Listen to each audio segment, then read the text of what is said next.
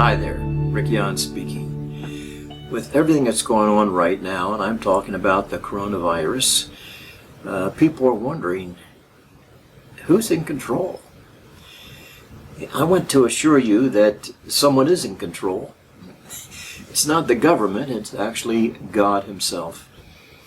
In fact, the Lord prophesied that in the end times, that things like the coronavirus, pestilence, famine, wars, rumors of wars, nation rising up against nation, all these things are going to increase, including earthquakes and various other phenomena. These things are going to increase, but the end is not yet. There are some other events that will take place before what we call the tribulation period that will come upon the entire world. And one of those events deals with Israel. In fact, several events deal with the nation of Israel. In Ezekiel chapter 34, God says, I'm going to prosper the land of Israel, and then I'm going to go into all the nations and gather my people and bring them back to their land. That's chapter 34. You get to chapter 36 of the prophet Ezekiel, and he expounds even more on this. And he says, I will bring them back to their land, and I will prosper them in their land. So God has prepared the land for Israel, gathered the Jews out of the various nations, has brought them back into their own land, and they became a nation once again in 1948, May 14th, 1948. Today, the land is prospering. Today, Israel is prospering. And all these events are very attractive to what's going to happen in Ezekiel chapters 38 and 39. It's called Gog and Magog.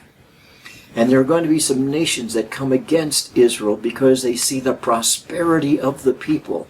They see the oil and they see the gas and they see the wealth there in that nation of Israel. And they will gather, surround Israel. And there's going to be a war right there in Israel. But God is going to intervene. And we are told about that in chapters 38 and 39. And the nations that are gathering to go against Israel are going to be Russia, Iran, Turkey, Sudan, Libya, and some other nations. And three of those nations are right there in Syria, the geographical neighbor of Israel. And they are looking at Israel, and they are desiring that one day they will be able to take that land. The one thing that's standing in their way is the United States. But one of these days we're going to have a president who will not care about the land of Israel.